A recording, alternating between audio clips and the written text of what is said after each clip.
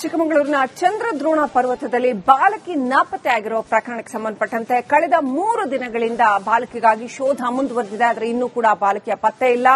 Drone ಕ್ಯಾಮೆರಾಗಳನ್ನ ಬಳಸಿ, thermal drone ಬಳಸಿ, ಬೇರೆ ಬೇರೆ ಟೆಕ್ನಾಲಜಿ ಬಳಸಿ ಬಾಲಕಿಗೋಸ್ಕರ ಸಾವಿರಾರು ಅಡಿ ಪ್ರಪಾತಕ್ಕೆ ಇಳಿದು ನೂರಾರು ಜನ ಹುಡುಕಾಟ ನಡೆಸಿದ್ದಾರೆ. ಆದರೂ ಕೂಡ ಬಾಲಕಿಯ ಪತ್ತೆ ಇಲ್ಲ. ಕೇರಳದಿಂದ ಬಂದಿದ್ದಂತಹ ಬಾಲಕಿ, ಕೇರಳದ ಪಾಲಕ್ಕಾಡ್ ಮೂಲದ ಶ್ರೀನಂದ ಅನ್ನುವಂತಹ ಬಾಲಕಿ ನಾಪತ್ತೆಯಾಗಿದ್ದಾರೆ. ಏಪ್ರಿಲ್ 7ನೇ ತಾರೀಕು ಸಂಜೆ 5:30ಕ್ಕೆ ನಾಪತ್ತೆಯಾಗಿದ್ರು. ನೋಡಿ, ಈಗ ಥರ್ಮಲ್ ಕ್ಯಾಮೆರಾ ಇರಬಹುದು, ಇನ್ನೂ ಅನೇಕ ಟೆಕ್ನಾಲಜಿ ಬಳಸಿ ಪ್ರಯತ್ನಿಸ್ತಾ ಇದ್ದಾರೆ. ಸಿಬ್ಬಂದಿ ಶೋಧ ಕಾರ್ಯ ನಡೆಸಿದ್ದಾರೆ. ಆದರೆ ಇನ್ನೂ ಕೂಡ ಬಾಲಕಿ ಪತ್ತೆ ಆಗಿಲ್ಲ. ಮೊನ್ನೆಯಷ್ಟೇ ಮಡಿಕೇರಿಯ ತಡಿಯಂಡಮೋಳ್ ಹತ್ರ ಕೇರಳದಿಂದ ಬಂದಿದ್ದಂತಹ ಶರಣ್ಯ ಅನ್ನುವಂತಹ ಮಹಿಳೆ, ಆಕೆ ಕೂಡ ನಾಪತ್ತೆಯಾಗಿದ್ರು. ಆ ನಂತರ 4 ದಿನಗಳ ನಂತರ ಆಕೆ ಸಿಕ್ಕಿದ್ರು. ಈಗ ಈ ಬಾಲಕಿಗೋಸ್ಕರ, ಶ್ರೀನಂದ ಅನ್ನೋ ಬಾಲಕಿಗೋಸ್ಕರ ಹುಡುಕಾಟ ನಡೆದಿದೆ. ಡ್ರೋನ್, ಥರ್ಮಲ್ ಕ್ಯಾಮೆರಾ ಎಲ್ಲ ಬಳಸಿ ಹುಡುಕಾಟ ನಡೆಸಲಾಗ್ತಾ ಇದೆ. ಸಾವಿರಾರು ಅಡಿ ಕೆಳಗಡೆವರೆಗೂ ಹುಡುಕಾಟ ನಡೆಸಲಾಗ್ತಾ ಇದೆ. ಬಹಳ ಕಡಿದಾದಂತಹ ಒಂದು ಎಡ್ಜ್ ಇರುವಂತಹ ಒಂದು ಜಾಗ ಅದು, ಚಂದ್ರದ್ರೋಣ ಪರ್ವತದ ಆ ಭಾಗ. ಇನ್ನಷ್ಟು ಅಪ್ಡೇಟ್ ಪಡ್ಕೊಳ್ಳೋಣ. ನಮ್ಮ ಪ್ರತಿನಿಧಿ ಚೇತನ್ ಪದ್ಮಶಾಲಿ ಕನೆಕ್ಟ್ ಆಗಿದ್ದಾರೆ. ಚೇತನ್, ಹುಡುಕಾಟ ಯಾವ ರೀತಿಯಲ್ಲಿ ನಡೆದಿದೆ, ಎಲ್ಲೆಲ್ಲ ಶೋಧ ಕಾರ್ಯ ನಡೆಸಿದ್ದಾರೆ, ಏನ್ ಡೀಟೇಲ್ಸ್ ಇದೆ? ಶ್ರೀಲಕ್ಷ್ಮಿ, ಈಗ ಸದ್ಯಕ್ಕೆ ಎಎನ್ಎಫ್ ಮತ್ತೆ STRF ಪಡೆಯನ್ನ ಬಳಸಿಕೊಳ್ಳಲಿಕ್ಕೆ ಮುಂದಾಗಿದ್ದಾರೆ. ಯಾಕೆಂದ್ರೆ ಆಂಟಿ ನಕ್ಸಲ್ ಫೋರ್ಸ್ ಏನಿದೆ ಅದು ಪಶ್ಚಿಮ ಘಟ್ಟಗಳ ಸಾಲಿನಲ್ಲಿ ಏನು ದಟ್ಟಾರಣ್ಯದ ನಡುವೆ ಒಂದು ಕೂಂಬಿಂಗ್ ಮಾಡಿರುವಂತ ತಂಡ ಮತ್ತೆ ಅನುಭವ ಕೂಡ ಇದೆ ಅನ್ನೋ ಹಿನ್ನೆಲೆಯಲ್ಲಿ ಈಗಾಗಲೇ ಕಾರ್ಕಳದಿಂದ ಈಗ ಎಎನ್ಎಫ್ ಟೀಮ್ ನ ತಂಡ ಈಗ ಚಿಕ್ಕಮಗಳೂರು ಕೂಡ ಆಗಮಿಸಿರುವಂತದ್ದು. ಅಂದ್ರೆ ಅವರು ಏನು ನಾವೀಗ ಬೆಟ್ಟ ಹೇಳ್ತಾ ಇದೀವಿ, ಅದು ಮಾಣಿಕ್ಯದಾರ ದೇವಿರಮ್ಮ ಬೆಟ್ಟ. ಇದು ಸಮುದ್ರ ಮಟ್ಟದಿಂದ 4000 ಅಡಿ ಎತ್ತರದಲ್ಲಿದೆ. ಅಂದ್ರೆ ಆ ಭಾಗ ಏನಿದೆ ಮಾಣಿಕ್ಯದಾರದಿಂದ ಕೆಳಭಾಗಕ್ಕೆ ಸುಮಾರು 1500ರಿಂದ 1800 ಅಡಿ ಆಳದಲ್ಲಿದೆ. ಅಲ್ಲಿ ದಟ್ಟ ಅರಣ್ಯ ಪ್ರದೇಶ ಕೂಡ ಇದೆ, ಇಳಿಜಾರಿನ ಪ್ರದೇಶ ಇದೆ, ಮತ್ತೆ ಸೋಲಾರಣ್ಯ ಇದೆ. ಹೀಗಾಗಿ ನಿನ್ನೆ ಮತ್ತೆ ಮೊನ್ನೆ ಏನೊಂದು ಸ್ಥಳೀಯ ಪೊಲೀಸರು ಇರ್ಬೋದು, ಅರಣ್ಯ ಸಿಬ್ಬಂದಿಗಳು ಕಾರ್ಯಾಚರಣೆ ನಡೆಸಿದ್ರು. ಡ್ರೋನ್ಗಳನ್ನ, ಥರ್ಮಲ್ ಡ್ರೋನ್ಗಳನ್ನ ಕೂಡ ಬಳಸಿದ್ರು ಕೂಡ ಯಾವುದೇ ರೀತಿ ಕುರುಹು ಲಭ್ಯ ಆಗಿಲ್ಲ. ಯಾಕಂದ್ರೆ ಥರ್ಮಲ್ ಡ್ರೋನ್ ನಲ್ಲಿ ಮನುಷ್ಯ ಚಲನವಲನ ಇರ್ಬೋದು ಅಥವಾ ಪ್ರಾಣಿಗಳ ಚಲನವಲನ ಇದ್ರೆ ಅದು ತಕ್ಷಣವೇ ಅದು ಒಂದು ಬಣ್ಣ, ಬೇರೆ ಬಣ್ಣ ಅಂದ್ರೆ ಕೆಂಪು ಬಣ್ಣದಲ್ಲಿ ರೀತಿ ಮಾದರಿಗಳೇ ಅದು ಪತ್ತೆ ಕೂಡ ಆಗುತ್ತೆ. ಆದ್ರೆ ಎಲ್ಲೂ ಕೂಡ ಪತ್ತೆಯಾಗದ ಹಿನ್ನೆಲೆ ಈಗ ವಿಶೇಷವಾಗಿ ಎಎನ್ಎಫ್ ಪಡೆಯನ್ನ ಕರೆಸಿಕೊಳ್ಳಲಿಕ್ಕೆ ಈಗ ಪೊಲೀಸರು ಮುಂದಾಗಿದ್ದಾರೆ. ನಿನ್ನೆ ಏನು ಪಶ್ಚಿಮ ವಲಯ IGP ಅಮಿತ್ ಸಿಂಗ್ ಅವರು ಕೂಡ ಅದೇ ಸೂಚನೆಯನ್ನು ಕೂಡ ನೀಡಿದ್ದಾರೆ. ಈಗಾಗಲೇ ಎಎನ್ಎಫ್ ಪಡೆ ಮೇಲ್ಭಾಗದಿಂದ ಒಂದೆಡೆ ಕೂಂಬಿಂಗ್ ಕೂಡ ಮಾಡ್ಕೊಂಡ್ ಬಂದ್ರೆ, ಕೆಳಭಾಗದಿಂದ ಅರಶಿನಗುಪ್ಪೆ ಕಡೆಯಿಂದ ಮತ್ತೆ ಮಲ್ಲೇನಹಳ್ಳಿ ಭಾಗದಿಂದಲೂ ಕೂಡ ಕೂಂಬಿಂಗ್ ಕಾರ್ಯಾಚರಣೆಯನ್ನು ಕೂಡ ಮಾಡುತ್ತೆ. ಅಲ್ಲಿ ಏನಾದ್ರೂ ಮೇಲ್ಭಾಗದಿಂದ ಮಿಸ್ ಆಗಿ ಕೆಳಭಾಗಕ್ಕೆ ಬಿದ್ದಿದ್ರೆ ಅಲ್ಲೇನಾದ್ರು ಸಿಗಬಹುದಾ ಅನ್ನುವಂತ ಪತ್ತೆ ಏನಾದ್ರು ಆಗಬಹುದಾ ಅನ್ನೋ ಒಂದು ನಿಟ್ಟಿನಲ್ಲಿ ಒಂದು ಕಾರ್ಯಾಚರಣೆ ಕೂಡ ಸದ್ಯಕ್ಕೆ ನಡೀತಿದ್ದಾರೆ. ಅಲ್ಲಿ ಸ್ಥಳದಲ್ಲಿ ಈಗ ASP ಜಯಕುಮಾರ್ ಮತ್ತೆ DYSP ನಾಗರಾಜ್ ಅವರ ನೇತೃತ್ವದಲ್ಲೇ ಒಂದು ಕಾರ್ಯಾಚರಣೆ ಕೂಡ ನಡೀತಾ ಇದೆ. ಇದಲ್ಲದೆ ಅರಣ್ಯ ಸಿಬ್ಬಂದಿಗಳು ಅವರಿಗೆ ಗೊತ್ತಿರುವಂತದ್ದು, ಅದು ಸಚಿವರು ಕೂಡ ಹೇಳಿದ್ರು. ಆದ್ರೆ ಏನು ಚಾರಣ ಮಾಡಿದ್ರು ಅದು ಕಂದಾಯ ಇಲಾಖೆ, ಕಂದಾಯ ಭೂಮಿ ಬರುತ್ತೆ, ಅರಣ್ಯಕ್ಕೆ ಸಂಬಂಧ ಇಲ್ಲ ಅಂತ. ಆದ್ರೂ ಕೂಡ ಅರಣ್ಯ ಸಚಿವರ ಸೂಚನೆ ಮೇರೆಗೆ ಅರಣ್ಯ ಪ್ರದೇಶ ಏನಿದೆ, ಮಾಣಿಕ್ಯದಾರ ಇರ್ಬೋದು, ನಾಗೇನಹಳ್ಳಿ ಭಾಗ ಇರ್ಬೋದು, ಎಲ್ಲಾ ಕಡೆಲೂ ಕೂಡ ಒಂದು ಕಡೆ ಅರಣ್ಯ ಸಿಬ್ಬಂದಿಗಳು ಕಾರ್ಯಾಚರಣೆ ನಡೆಸ್ತಿದ್ರೆ, ಮತ್ತೊಂದು ಕಡೆ ಈಗ ಇನ್ನೇನು ಕೆಲವೇ ಕ್ಷಣದಲ್ಲಿ ಎಎನ್ಎಫ್ ಮತ್ತೆ STRF, ಬೆಂಗಳೂರಿನಿಂದ STRF ತಂಡ ಕೂಡ ಬಂದಿದೆ. ಅದು ಕೂಡ ಕಾರ್ಯಾಚರಣೆ ನಡೀತಿರುವಂತದ್ದು.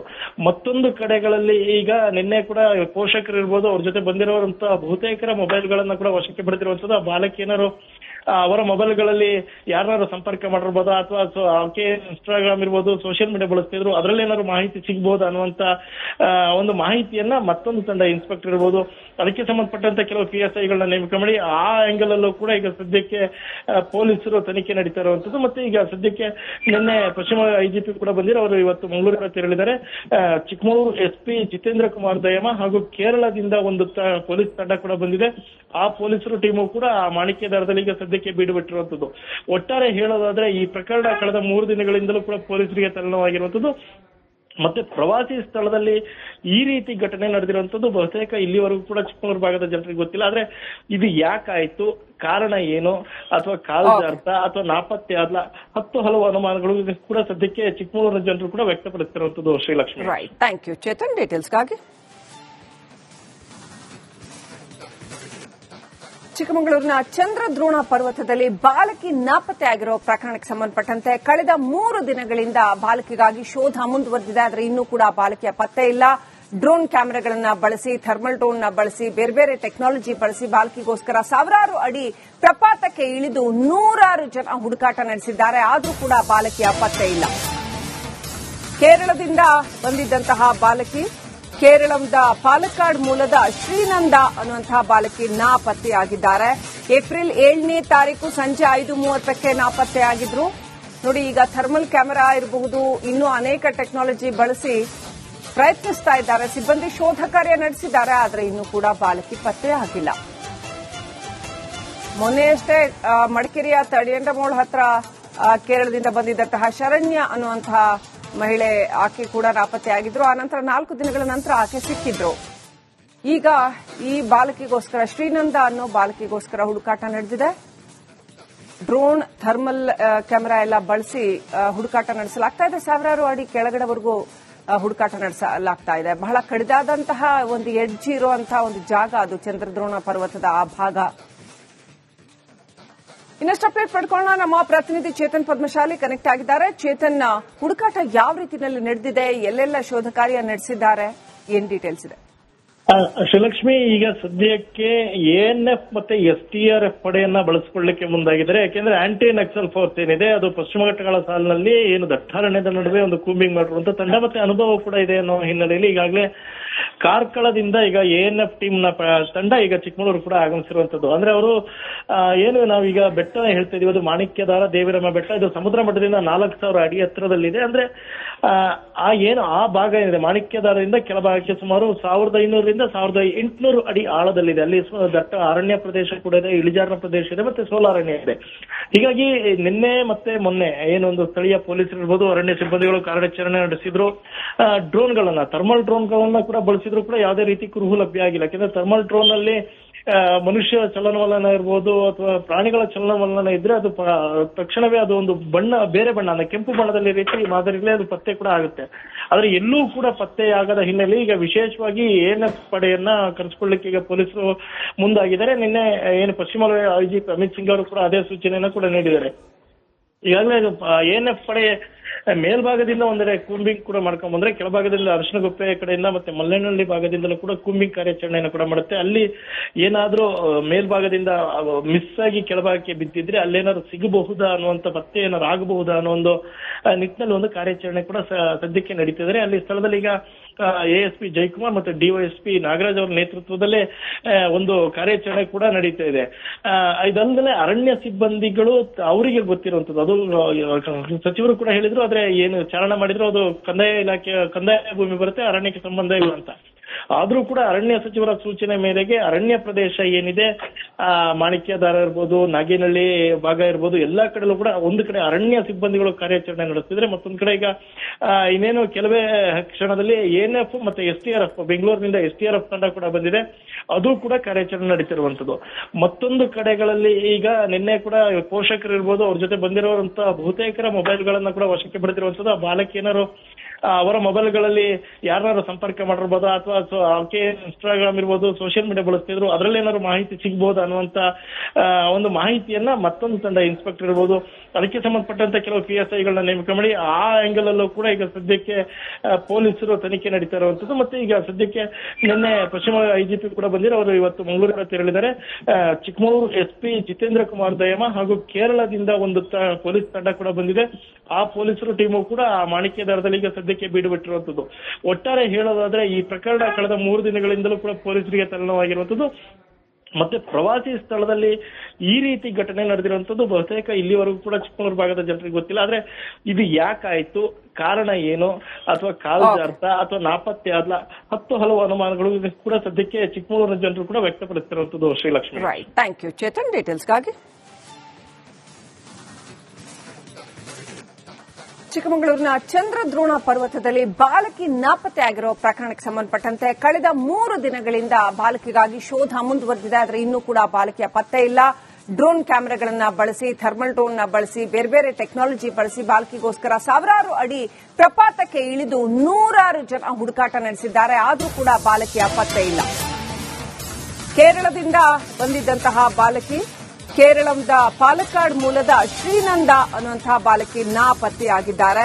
ಏಪ್ರಿಲ್ 7ನೇ ತಾರೀಕು ಸಂಜೆ 5:30ಕ್ಕೆ ನಾಪತ್ತೆಯಾಗಿದ್ರು. ನೋಡಿ, ಈಗ ಥರ್ಮಲ್ ಕ್ಯಾಮೆರಾ ಇರಬಹುದು, ಇನ್ನೂ ಅನೇಕ ಟೆಕ್ನಾಲಜಿ ಬಳಸಿ ಪ್ರಯತ್ನಿಸ್ತಾ ಇದ್ದಾರೆ. ಸಿಬ್ಬಂದಿ ಶೋಧ ಕಾರ್ಯ ನಡೆಸಿದ್ದಾರೆ, ಆದರೆ ಇನ್ನೂ ಕೂಡ ಬಾಲಕಿ ಪತ್ತೆ ಆಗಿಲ್ಲ. ಮೊನ್ನೆಯಷ್ಟೇ ಮಡಿಕೇರಿಯ ತಡಿಯಂಡಮೋಳ್ ಹತ್ರ ಕೇರಳದಿಂದ ಬಂದಿದ್ದಂತಹ ಶರಣ್ಯ ಅನ್ನುವಂತಹ ಮಹಿಳೆ ಆಕೆ ಕೂಡ ನಾಪತ್ತೆಯಾಗಿದ್ರು. ಆ ನಂತರ 4 ದಿನಗಳ ನಂತರ ಆಕೆ ಸಿಕ್ಕಿದ್ರು.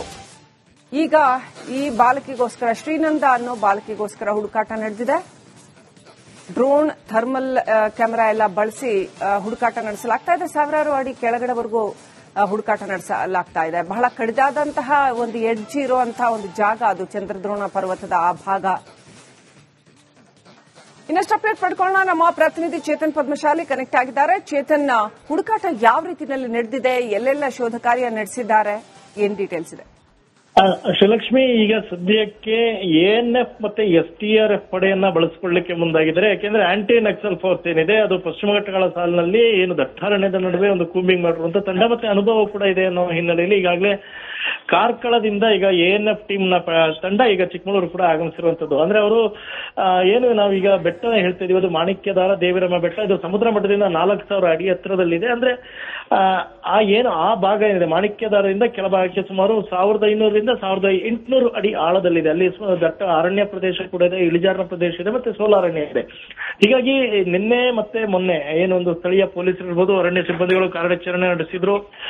ಡ್ರೋನ್ಗಳನ್ನ, ಥರ್ಮಲ್ ಡ್ರೋನ್ಗಳನ್ನ ಕೂಡ ಬಳಸಿದ್ರು ಕೂಡ ಯಾವುದೇ ರೀತಿ ಕುರುಹು ಲಭ್ಯ ಆಗಿಲ್ಲ. ಯಾಕಂದ್ರೆ ಥರ್ಮಲ್ ಡ್ರೋನ್ ಅಲ್ಲಿ ಮನುಷ್ಯ ಚಲನವಲನ ಇರ್ಬೋದು ಅಥವಾ ಪ್ರಾಣಿಗಳ ಚಲನವಲನ ಇದ್ರೆ ಅದು ತಕ್ಷಣವೇ ಅದು ಒಂದು ಬೇರೆ ಬಣ್ಣ ಅಂದ್ರೆ ಕೆಂಪು ಬಣ್ಣದಲ್ಲಿ ರೀತಿ ಮಾದರಿಗಳೇ ಅದು ಪತ್ತೆ ಕೂಡ ಆಗುತ್ತೆ.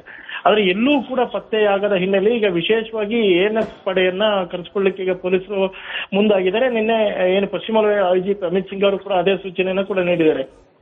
ಈಗಾಗಲೇ ಎಎನ್ಎಫ್ ಪಡೆ ಮೇಲ್ಭಾಗದಿಂದ ಒಂದೆಡೆ ಕೂಂಬಿಂಗ್ ಕೂಡ ಮಾಡ್ಕೊಂಡ್ ಬಂದ್ರೆ, ಕೆಳಭಾಗದಿಂದ ಅರಶಿನಗುಪ್ಪೆ ಕಡೆಯಿಂದ ಮತ್ತೆ ಮಲ್ಲೇನಹಳ್ಳಿ ಭಾಗದಿಂದಲೂ ಕೂಡ ಕೂಂಬಿಂಗ್ ಕಾರ್ಯಾಚರಣೆಯನ್ನು ಕೂಡ ಮಾಡುತ್ತೆ. ಅಲ್ಲಿ ಏನಾದ್ರೂ ಮೇಲ್ಭಾಗದಿಂದ ಮಿಸ್ ಆಗಿ ಕೆಳಭಾಗಕ್ಕೆ ಬಿದ್ದಿದ್ರೆ ಅಲ್ಲೇನಾದ್ರು ಸಿಗಬಹುದಾ ಅನ್ನುವಂತ ಪತ್ತೆ ಏನಾದ್ರು ಆಗಬಹುದಾ ಅನ್ನೋ ಒಂದು ನಿಟ್ಟಿನಲ್ಲಿ ಒಂದು ಕಾರ್ಯಾಚರಣೆ ಕೂಡ ಸದ್ಯಕ್ಕೆ ನಡೀತಿದ್ದಾರೆ. ಅಲ್ಲಿ ಸ್ಥಳದಲ್ಲಿ ಈಗ ASP ಜಯಕುಮಾರ್ ಮತ್ತೆ DYSP ನಾಗರಾಜ್ ಅವರ ನೇತೃತ್ವದಲ್ಲೇ ಒಂದು ಕಾರ್ಯಾಚರಣೆ ಕೂಡ ನಡೀತಾ ಇದೆ. ಇದಲ್ಲದೆ ಅರಣ್ಯ ಸಿಬ್ಬಂದಿಗಳು ಅವರಿಗೆ ಗೊತ್ತಿರುವಂತದ್ದು, ಅದು ಸಚಿವರು ಕೂಡ ಹೇಳಿದ್ರು. ಆದ್ರೆ ಏನು ಚಾರಣ ಮಾಡಿದ್ರು ಅದು ಕಂದಾಯ ಭೂಮಿ ಬರುತ್ತೆ, ಅರಣ್ಯಕ್ಕೆ ಸಂಬಂಧ ಇಲ್ಲ ಅಂತ. ಆದ್ರೂ ಕೂಡ ಅರಣ್ಯ ಸಚಿವರ ಸೂಚನೆ ಮೇರೆಗೆ ಅರಣ್ಯ ಪ್ರದೇಶ ಏನಿದೆ, ಮಾಣಿಕ್ಯದಾರ ಇರ್ಬೋದು, ನಾಗೇನಹಳ್ಳಿ ಭಾಗ ಇರ್ಬೋದು, ಎಲ್ಲಾ ಕಡೆಲೂ ಕೂಡ ಒಂದು ಕಡೆ ಅರಣ್ಯ ಸಿಬ್ಬಂದಿಗಳು ಕಾರ್ಯಾಚರಣೆ ನಡೆಸ್ತಿದ್ರೆ, ಮತ್ತೊಂದು ಕಡೆ ಈಗ ಇನ್ನೇನು ಕೆಲವೇ ಕ್ಷಣದಲ್ಲಿ ಎಎನ್ಎಫ್ ಮತ್ತೆ STRF ಬೆಂಗಳೂರಿನಿಂದ STRF ತಂಡ ಕೂಡ ಬಂದಿದೆ. ಅದು ಕೂಡ ಕಾರ್ಯಾಚರಣೆ ನಡೀತಿರುವಂತದ್ದು.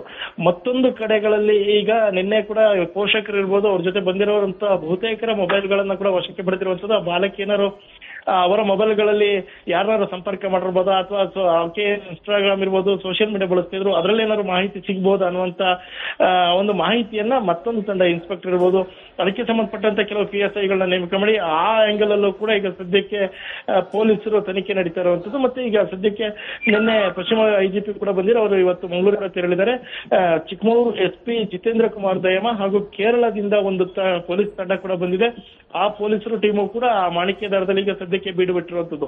ಒಟ್ಟಾರೆ ಹೇಳೋದಾದ್ರೆ ಈ ಪ್ರಕರಣ ಕಳೆದ 3 ದಿನಗಳಿಂದಲೂ ಕೂಡ ಪೊಲೀಸರಿಗೆ ತಲ್ಲಣವಾಗಿರುವಂತದ್ದು. ಮತ್ತೆ ಪ್ರವಾಸಿ ಸ್ಥಳದಲ್ಲಿ ಈ ರೀತಿ ಘಟನೆ ನಡೆದಿರುವಂತದ್ದು ಬಹುತೇಕ ಇಲ್ಲಿವರೆಗೂ ಕೂಡ ಚಿಕ್ಕಮಗಳೂರು ಭಾಗದ ಜನರಿಗೆ ಗೊತ್ತಿಲ್ಲ. ಆದ್ರೆ ಇದು ಯಾಕಾಯ್ತು, ಕಾರಣ ಏನು, ಅಥವಾ ಕಾಲುಜಾರ್ಥ ಅಥವಾ ನಾಪತ್ತೆ ಆದ್ಲ, ಹಲವು ಅನುಮಾನಗಳು ಕೂಡ ಸದ್ಯಕ್ಕೆ ಚಿಕ್ಕಮಗಳೂರಿನ ಜನರು ಕೂಡ ವ್ಯಕ್ತಪಡಿಸ್ತಿರುವಂತದ್ದು. Srilakshmi, thank you Chetan ಡೀಟೇಲ್ಸ್ಗಾಗಿ.